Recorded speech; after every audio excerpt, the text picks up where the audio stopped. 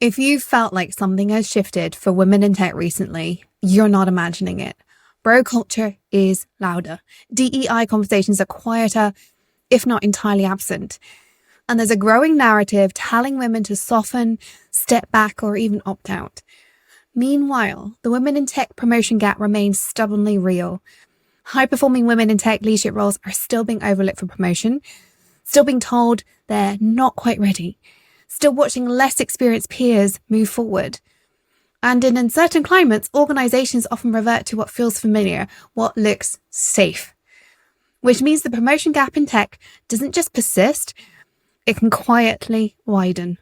So today, as we head into International Women's Day this coming weekend, I want to talk about how ambitious women lead forward, not reactively when the culture pushes back. Because this is not the moment to shrink. It's the moment to get strategic. This episode is for the woman who is delivering results consistently, but isn't seeing career advancement reflect that effort. It's for that passed over performer who is starting to question whether hard work is enough. It's for the strategic riser who wants to step into executive leadership, but senses that capability alone won't close the gap. And it's for any woman in tech who refuses to trade her ambition for comfort, but also refuses to burn out trying to prove herself. We're going to talk about the promotion gap in tech honestly today. We're going to talk about gender bias in tech leadership, which we've been not failing to talk about now for a year, without turning this into a rant though. And most importantly, I'm going to tell you what actually moves the needle. Executive presence that works for you as a woman, leadership visibility for you as a woman, strategic positioning for you as a woman, and sustainable executive leadership. Sustainable executive leadership. Because while culture may shift, your agency hasn't disappeared. There's still something you can do. You don't control the broader narrative, but you do control how you position yourself inside it. So if you're ready to stop hoping you'll be noticed and start leading deliberately, let's get on into it.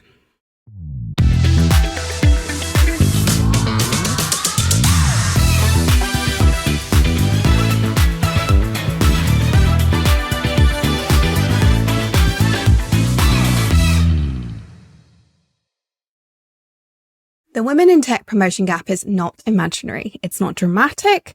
It's not you being too sensitive. It is very, very real. Across the promotion gap in the tech industry, high-performing women are still being advanced at lower rates than their male peers across the entire spectrum, especially in the director to VP jump. That's a biggie. And then the VP to the C-level transitions. And here's the part that's really important. It's not about competence. It's about perception. Now, there is bias going on. But if you're listening to this and thinking, but I deliver, but I stabilize teams, but I'm the reliable one, but I consistently outperform my targets, yes, you probably do. You are likely the person people trust when things go wrong. You are likely the safe pair of hands.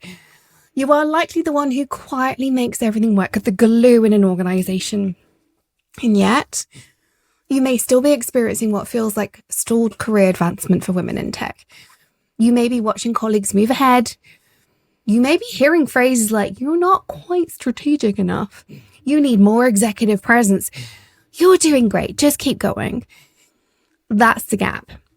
I could spend this entire episode telling you the stats about women in tech, telling you how ridiculous the situation is, telling you all the data that shows that when we have more women in leadership positions, companies do better, telling you all the things you know about how bad it is when a company fails to promote women. But that's not what I'm going to do today. I have done that on stages for most of my adult life. And we're in this position today where I feel like we need to take agency back. There's not a lot we can do in some places. And so what I want to do today is to tell you what is in your control. This is not me saying it's all your fault. It's definitely not what's going on. It most definitely isn't. It is unfair. There is bias, unconscious and explicit. We're seeing more of the explicit bias going on right now. It is definitely unfair. But that doesn't mean there aren't things that you can't do. And there are definitely things that I know from the women I work with that as soon as they shift things, things improve. I wish they we're playing on the same playing field as men. Men don't need to shift these things. They do, but later on in their careers. Let me just be clear about that. Men, all the stuff I teach, men have to figure out eventually. They just get further before having to figure it out. Or so they top out in their careers later than women top out in theirs if they don't figure it out. So that's the unfairness here. But the stuff I teach is very valid for everybody and does work. And you know what it does in this age of feeling like everything is against us? It gives you some agency. So today, I want you to take back control, because here's the uncomfortable but really empowering truth. Promotion is not a reward for output. Promotion is a decision about your perceived leadership potential. And in those moments where culture feels less stable, or when navigating bro culture in tech becomes more visible again, organizations often revert to familiar leadership archetypes, which is what's happening right now. And familiar does not mean fair, as we're seeing right now. And this is where gender bias in tech really plays out. It's not loud. It's not necessarily always malicious, but it is structural. And we are seeing some things right now that are explicit: removal of DEI funding, telling women to get back in their boxes, right? The systems, and I say this even when we've got female leaders above us calling the shots, because women are taught, just like men, to value men more. If you do unconscious bias training, I would be gobsmacked if most of you don't come out get biased against women, because I have done for a very long time. I'm still working on that. It gets smaller every single year, but I've grown up in this culture. I am biased against women in tech. It's there. Society tells us women aren't good at tech. But there is explicit bias going on. And what often happens is the systems that are going on reward visibility over quiet reliability. Women are more likely to be quietly reliable.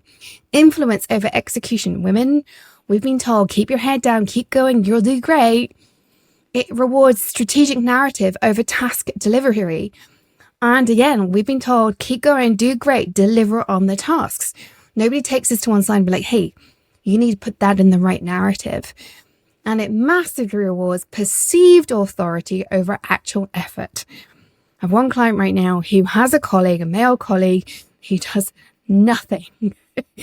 And this particular individual just keeps getting rewarded for it. And she can't understand. And that perceived authority, the ability of some people to go out and appear important, gets rewarded up to a point. And this means the promotion gap in the tech industry isn't random, it's patterned. But pattern problems can be navigated. And that's the agency I want you to take back today. Because there is a shift. There is a shift that most of us as high-performing women are never explicitly told. Because what we're taught is keep going, keep doing the right things, you'll get promoted. But what we're not taught is execution gets you trusted, but leadership gets you promoted, and they are not the same thing. You can be exceptional at execution and still not signal executive leadership readiness. You might signal leadership here, but you need to be showing leadership up here. Every time you want to get promoted as a woman, in my experience, you need to be signaling the leadership capability somewhere 2 levels above you. It's mad. It is absolutely bonkers. But you need to be signaling you're capable of 2 levels above you to get the next level. Yeah, I know. And this is where your executive presence becomes critical. And it's executive presence for women. It's not in the performative sense. It's not in the be louder sense, but in the strategic sense. Because here, executive presence is about framing work in the business impact language in a way that works for you as a woman, demonstrating decision-making clarity in a way that works for you as a woman, not being the aggressive man, being the woman in the room, signaling ownership of outcomes. And again, in a way that puts you ahead of everybody else, but doesn't make you too vulnerable. There's some subtlety in that. It's operating at the right altitude, not just in depth, but altitude. Because presence isn't your personality. It's how you position yourself in every conversation. It's how you position yourself in the way you speak, in the way you show up, in the way you demonstrate how you're making decisions, in what you share about what you've made, how you made a decision. You might make a decision following these 100 things. What you share is your positioning. You don't share the whole thing. Another core driver that stops us getting promoted, sponsorship. You've heard me talk about this before if you've been following me for a while. Many of us have mentors, but very few of us have real, genuine sponsors. We might think we do, by the way, but stick with me here, because mentors advise us. They say, have you considered this? Maybe you need to build this skill. Maybe you need to look at this, and they might give you some feedback on your resume or how you held a conversation. Sponsors advocate for you in the rooms you are not in. We know that women in junior management positions are over-mentored but under-sponsored. It happens over and over again. But when leadership teams sit down and ask, who's ready for the next level? If your name isn't being said confidently by someone with power, you are relying solely on merit, and merit does no good when it comes to closing the gender promotion gap. Zero. So this is where we have to work on our leadership visibility in a way that matters. It's not about self-promotion. It's about strategic exposure to the decision makers who can be sponsors in the right place at the right time. It isn't about being louder. It's about seen as that leadership material to the right people at the right time. And I think some people think they have sponsors, but the needle isn't moving. And I always ask, are you sure they're sponsoring you? What's their agenda? Have you checked that? I've often not realized I've had a sponsor until something's happened for me, until I get nominated for something. And then somebody says, yeah, that was so-and-so that did that. And I was like, oh my goodness. I think the real sponsors don't need to shout from the rooftops that they're your sponsor. Things just happen. So if you've got somebody going, yeah, I'm your sponsor, what are they getting from it that means they need to feel the need to tell you that? But let's address something else. Many of us as very high integrity women, we don't like politics, business, politics. It feels icky. I hear this on a daily basis with talking to women in this industry, especially the more we're getting this bro culture coming back. It feels performance and ego driven. And we're like, no, office politics. I don't want anything to do with that. I don't want to get promoted because I don't want to deal with it. I don't want to deal with it. And therefore I'm not going to get promoted. But here's the thing. Avoiding politics does not remove the politics. It simply removes you from influence and changing the politics for better. Breaking the glass ceiling in tech does not happen through silent excellence. It happens because you have influence capital, and that is politics. Stakeholder mapping, understanding the stakeholders, that is politics. Alliance building, that is politics. Strategic alignment between your work and other groups' work, that is politics. Proactive communication, that is politics. It is not manipulation. It is not the horrible, icky politics. This is the kind of politics that we all naturally do with our friends and our family, because people equals politics. It comes from, I think it's the Latin word, polis, which is people. It's about people. As soon as you put a group of people together, you've got to understand how they tick, how they work, what gets them up, what gets them going. Stakeholder mapping, alliance building, strategic alignment, proactive communication. That is all healthy politics. It's leadership. It's the healthy thing that means that you get stuff done. Where you have people, you will have this, but it doesn't have to be unpleasant and nasty. That hell no thanks kind of politics. If you work on your influence capital, you get to choose the sort of politics you operate in. And I think some of the time we don't think this. We think, I don't want to be political. I don't want to deal with office politics. Therefore, I'm not going to go there. What you don't realize is that once you're part of the conversation, once you have influence capital, you get to choose the kind of politics that people operate with. And all too often, what I see is it takes one person operating good politics for 90% of the people to think, this is nice, and to lean into that. But you need somebody leading the way, somebody to be different. And it's where great executive leadership becomes important, because overworking to compensate for visibility gaps turns to burnout. Avoiding politics because you don't like it also leads to burnout. But strategic positioning creates that leverage that means you know how to do the healthy politics. You recognize where you can influence without leaning into the type of politics that isn't you, that isn't something you want to be doing. And you know what happens? You change things as you do it. So if you're feeling stuck, let's just remember that the women in tech promotion gap is not about your intelligence. You're bloody clever, right? You and me listening to this and thinking about getting to senior positions in the tech industry if you hadn't, got the credentials at this point, because you must be somewhere, right? It's definitely not about your work ethic, because we've all seen the men being promoted. Don't hit your head against a brick wall if it's not going to change anything, right?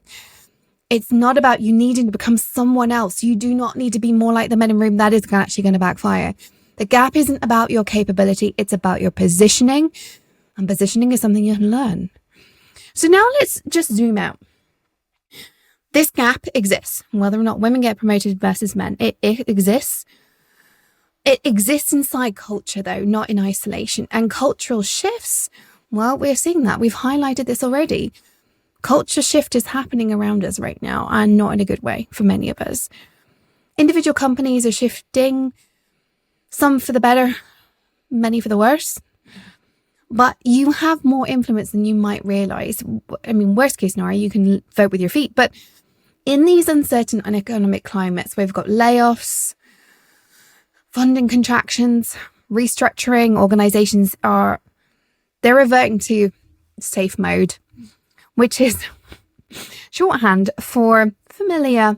And familiar seems to be historical success patterns, that loud bro confidence, traditional male leadership archetypes, and the male code of behaviors that we spent our entire careers trying to move companies away from, move ourselves away from. This is not some grand conspiracy. We're seeing it in our government politics as well right now. When we have this contraction, society regresses to some sort of perceived certainty. And unfortunately, we know over and over again what happens is marginalized groups, women being one of the biggest marginalized groups, because we're 51% of the human race. It's kind of odd to call 51% of the human race marginalized, but yes, that is what's going on here. Marginalized groups get more marginalized whenever there is this need for certainty. I don't understand it. I'm sure there is some philosopher out there that could explain this, but it is just what happens, right? I can't explain why it happens other than it just does. Pressure rises. People unconsciously favor what feels proven, and for some reason, that is men in control. Again, I don't have anything particularly wrong with men. I'm married to a man. But why is it that some of them need to remove our ability to thrive? I don't know. What I will say is there are plenty of men out there who think this is wrong. That if you look for them, there are so many of them championing us. They are still there. And what you need to do is figure out how to be more visible to them. How to not necessarily be louder, but make sure those people can assert on your behalf. Because you can collaborate with them. You can be visible to them. You can make sure that they see your innate authority, and they will help lift you up. But we have to work a bit harder because there's fewer people able to participate in that today. When culture pushes backward, this visibility for us becomes even more important. So those who are still willing to lift us up can lift us up. It isn't about being loud. It's not being more aggressive. It's about being visible, legible.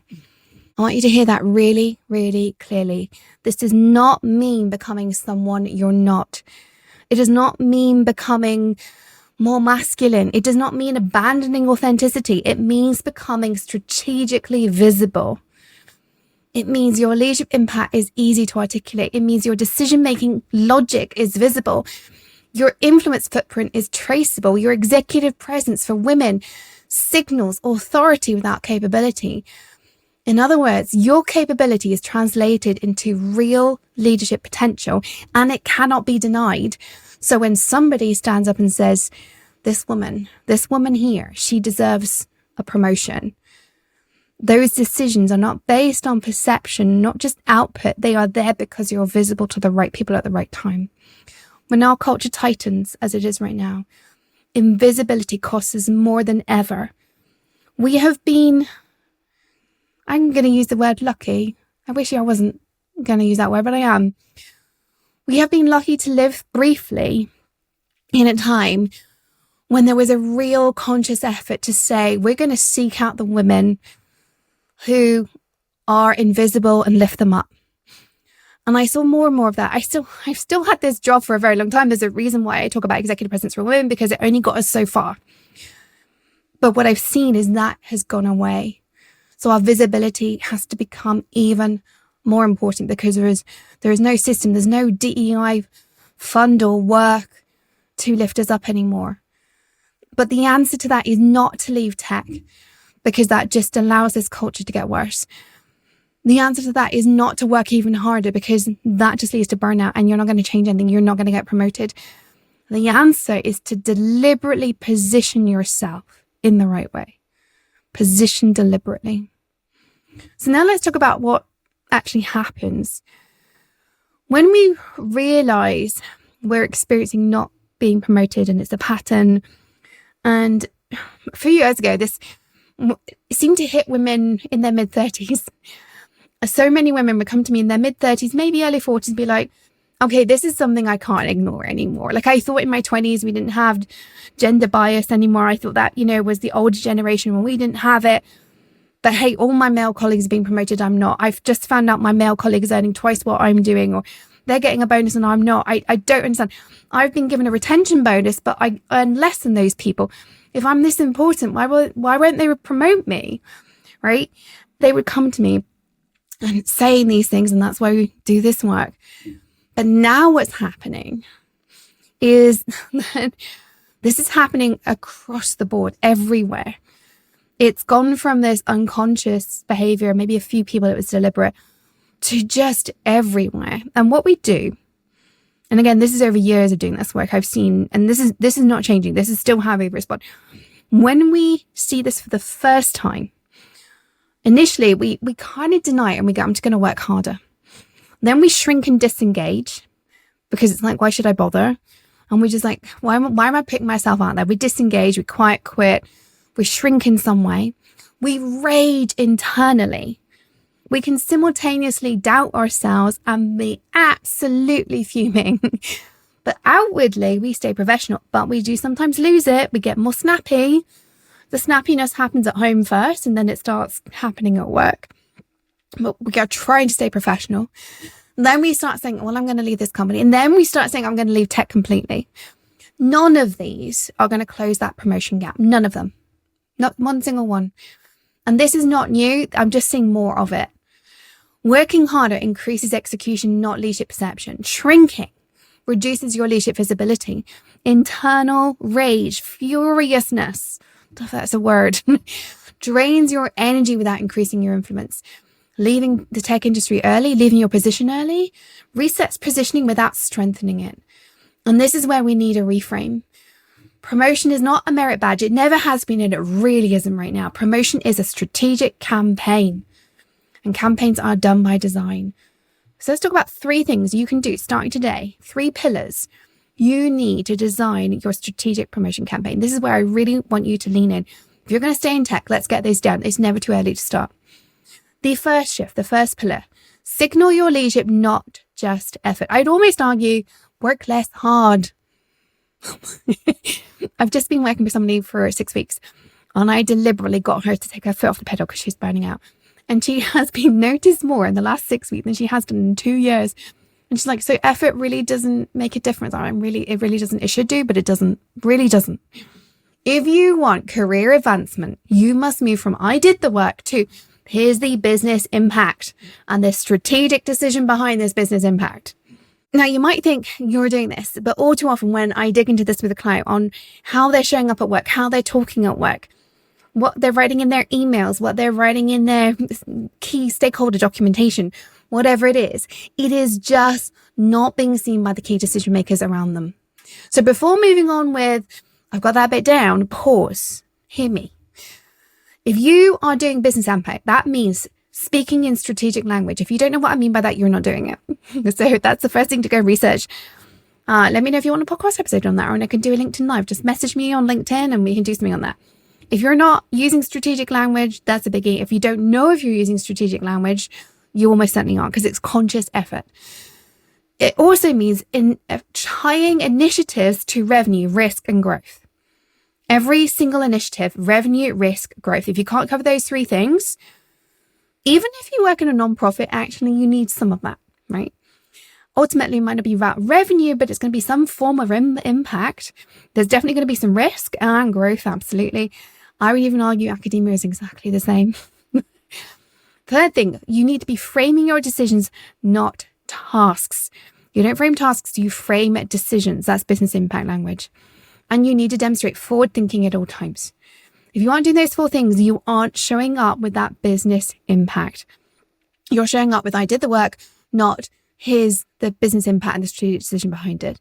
You need to do this all day, every day. It needs to become the way you operate, the way you think, the way you talk, the way you talk with everybody except your direct reports, unless you're at the executive level, in which case you will even talk to your direct reports like that too. Breaking the glass ceiling does not happen through silent excellence. It happens because you're seeing your strategic thinking. Which brings me to pillar 2, sponsorship. Many of us are deeply, deeply self-sufficient. It is a survival mechanism early in our careers, in my opinion. In fact, our entire lives. If we are self-sufficient, we take care of us, we're good. But self-sufficiency is a blocker at some point because it means you aren't seeking sponsorship. Sponsorship often happens, when I talk to men about this, sponsorship often happens from somebody that they relied on early in their career. Somebody they went to and said, hey, I need some help with this. That person sees the progress of the person and then becomes a sponsor. And I would say my biggest sponsor in my life was somebody I went to for advice a lot. She started out as an unofficial mentor. We just ended up being really good friends, and eventually she became my sponsor. I didn't even know she was my sponsor until things just started happening for me. And I lent into her advice, and then I went to her and showed her how I'd grown. I didn't intend to do that, but she saw it. And I think this is what men do. Men are not, on average, massive generalizations. They're not taught to be self-sufficient from like being a teeny tiny tot. Girls are taught, be self-sufficient, keep everybody happy, take care of the people around you. We are self-sufficient. So ask yourself, who advocates for me when I'm not in the room? Who publicly attaches my name to strategic wins? If somebody's doing it, they'll probably do it at some point in front of you. They'll be like, hey, Sarah over there, she did this. Did you know that? Who benefits from your advancement? That's a biggie. I think most of us don't realize that one of the best ways to get promoted is to help somebody else get promoted. Years and years ago now, I worked with this lady and we got her promotion in 7 weeks, very quickly. She had been told there's no room. We've got too many people at the C-suite. It's not going to happen. And what we did is we made the case for her boss to be promoted to CTO so she could get the VP role. So these things are possible. If you can benefit somebody else from your advancement, you are going to more likely get advanced because they're going to advocate for you. And hey, as we know, men are more likely to be advanced. So I hate playing that game, but if you can benefit a man, it might just play in your favor. But hey, advocate for the women too. Like, please advance women. We need to do that. If any of the answers to those 3 questions, who's advocating for you, who publicly acknowledges you, and who is going to benefit from your advancement, if any of those are unclear, it's not a flaw, but there is a gap and an opportunity there, right? I talk about influence allies, especially in our first 90 days, build your influence allies. And influence is built intentionally. It doesn't just happen accidentally. You have to work at it. The third pillar of your strategic promotion plan is your composure. And right now, I feel like we all have every right to be angry. The cultural pressure, the bro culture, the subtle and less subtle gender bias that is going on, it's so easy to become reactive. And I will just say, for the last 12 months minimum, a bit more than that, I have been quietly seething. I'm trying to keep it to myself, but I am quietly seething, which is one of the reasons why I wanted to do this episode ahead of International Women's Day. But because I want you all to feel heard and seen, and you're allowed to be frustrated and angry. But equally, when we don't have composure, when our reactive energy reduces our authority, because it does, because when we react, we turn up differently. When our overcompensation for a situation reduces our authenticity, when our underreaction, because we're trying to squish ourselves down, reduces our visibility, All of that damages our composure. And sustainable leadership, executive leadership in particular, but sustainable leadership that is respected, has emotional regulation, irrespective of your gender, strategic restraint, irrespective of your gender, clear boundary setting, irrespective of our gender, calm authority, irrespective of our gender. This is not suppression. It is recognizing this is a huge bias. We have something to be genuinely, legitimately angry about.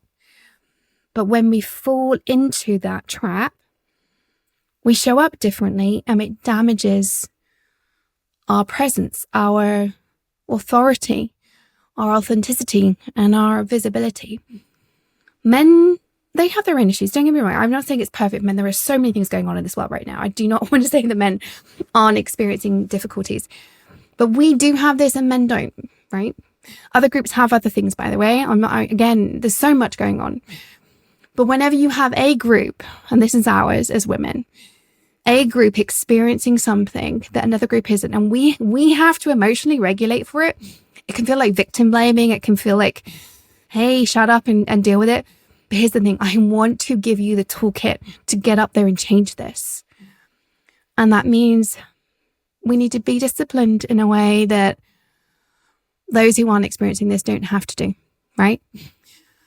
But the power in this, the positive from this, is if you can learn how to emotionally regulate, that is the most amazing skill. It is an extraordinary skill that I wish more people had. Because, hey, we all have bad days. We all have days where life is hard for lots and lots of reasons. Or where, the company is going through a difficult time, when you've just had to fire someone, or when your friend is sick and in hospital. There are bad days. If you can emotionally regulate, you can show up on the bad days and still do amazing things. It doesn't mean you don't have bad days. It doesn't mean that you don't feel any of this. But what it does mean is that you know how to make really good decisions, and you know how to protect yourself even when your emotions are all over the place. Now, we have to learn this more than men because we experience it more than men because of the stuff I've just been talking about. Men experience this too. Men have bad days too. Every group has bad days. Every person has bad days. We've just got slightly more pressure, and more for some people than for others, right? What I'm saying is that if you can compose yourself under this cultural pressure we're currently experiencing, it is a leadership differentiator. It is something that every leader has to learn. You just have to do it earlier. And when you learn to do it, you are going to be unstoppable. So rather than being angry that you need to do it, lean into it and realize, if you can, this is a gift because you are going to learn it before some other people do. The solution is not more effort. It's not more frustration. It's not leaving. It is positioning yourself, giving yourself the space to compose. It's having emotional regulation. It's having the toolkit to stay away from burnout. And it's learning how to do all that so you make great decisions. In the face of catastrophe at work, you are the calm in the storm because you've learned how to emotionally regulate. And that is when you become invincible. And I want that for you. This is not a gap. It's a capability. It's a capability that can be learned. And what this all means is that your influence, your visibility, and your perception, those are all buildable. They're all learnable. Everything I'm talking about here is something that we have to learn earlier than men, but everybody has to learn if they want to get all the way to the top. And you have the gift, if you can turn your mindset around, to learn it right now because you can. So let me zoom out one more time. It's very easy for this episode to be about frustration, and that wouldn't be accurate. I don't want that to be what this episode is about. Backlash to progress happens when progress has already occurred. And so that's what's going on right now in society. Progress has occurred. Women have got more rights than ever before in recent years. And that's what the world is seeing right now. Women are being urged to get back in their boxes, accept that men rule the world, and we shouldn't have a voice. The fact is, there is visible pushback around women in tech, And it tells us something important. Women have moved forward. There are more women in tech leadership roles than ever before. There are more conversations about the women in tech promotion gap. There is more transparency around gender bias in the entire world, but in tech leadership as well. There are more peer networks and communities fighting to do something about this. And there is more strategic awareness about the need for women to be sponsored. And for the work that I do, executive presence for women, not making ourselves more like men. And guess what? That's really uncomfortable for far too many people. You put all that together with our political narratives, and suddenly it's okay to tell women to get back in their boxes again, but we aren't going to. 10 years ago, many women experiencing this promotion gap believed it was personal. Now we know it is structural. We won't be gaslit again. We won't be told that we're unpromotable. We know this is structural. This is progress. Progress changes how we respond. We are no longer trying to prove we belong. We are learning how to position ourselves strategically so we get taken notice of. That's a very different posture. We are sadly seeing a shift away from women's rights today. We are. But women are awake. You are awake. And we are not shifting quietly. There are a lot of men who don't like this either, and they're right there with us. So let me say this again. The culture may tighten. DEI budgets have and are continuing to shrink. Navigating bro culture in tech may feel more necessary again, but your ambition does not need to contract in response. The women I'm working with are getting promoted. You can too. Ambition is not the problem. Lack of positioning is the thing you have agency around. It is not going to stop the gap increasing, but we can reduce its shrinkage. Okay? There are great companies still out there. There are great CEOs, including many women CEOs. They are promoting inclusive workplaces. They still are there and they still exist. We can continue closing this gap between men and women by focusing on our visibility, taking agency. Our influence capital, you still will have agency there too. Our sponsorship networks, you have plenty of opportunity to build those. Our strategic executive presence, stop being like men. We don't need to be like men. That what works for them doesn't work for us. And our sustainable executive leadership capacity, holding ourselves and our emotional regulation. That matters deeply. Overworking to prove your worth is not a strategy. It's exhaustion disguised as effort. It will lead to exhaustion if it hasn't already. If you want career advancement, take back your agency. You need to shift from being defensive and ambitious, but defending your ambition, to deliberate ambition with a plan. Ambition without sustainability widens the promotion gap. Strategic ambition closes it. If you've been nodding along, maybe getting a little bit angry, but thinking, yes, I want to shift this, let's talk about what your next step is. If you're tired of being overlooked, if you're done hoping someone's going to notice, it's about time, by the way. If you're experiencing the women not getting promoted in tech pattern and you feel it, if you are ready to break that glass ceiling without becoming someone you're not, then it's time to move deliberately. Here's what that looks like. 1, assess your leadership positioning honestly. There's a link in the show notes to my promotion readiness scorecard. It's a quick free quiz that helps you understand how you're being viewed. Super simple. It takes like a couple of minutes to fill in. Number 2, identify the perception gap between how you see yourself and how other leaders see you. There's a gap. You've got to figure that out. And then the third one, build your sponsorship deliberately. Go out. Impress people. Impress people and make sure they hear you. Build those relationships that mean they're going to advocate for you behind closed doors. And then the 4th, stop assuming output equals advancement. It does not work that way. Remember that story I told you earlier about the lady who's been working with me, who is doing less and is being suddenly more recognized than ever before? Promotion is not automatic. It is engineered. Closing this gap of promotion requires skill, not anger, not retreat, skill that is learnable. So as we head into International Women's Day this weekend, I don't want you celebrating. It feels like the wrong time. I want you to position yourself. This is a real promotion gap, but it's your opportunity to be part of the narrative that closes it. that says, no, I'm not putting up with this shift away from women's rights and doing one small thing to close it. Be the woman who says, notice me, and bucks that trend. In a world where gender bias in tech is not just still here, but growing for the first time in decades, we need to navigate this with intelligence. But none of this removes your agency. The culture may shift, your ambition shouldn't do. It certainly doesn't have to. And if you're ready to close the women tech promotion gap strategically, not emotionally, I'd love to support you. If you want my help, book a strategy call with me, head to the show notes or go to tonycollis.com/let's-chat.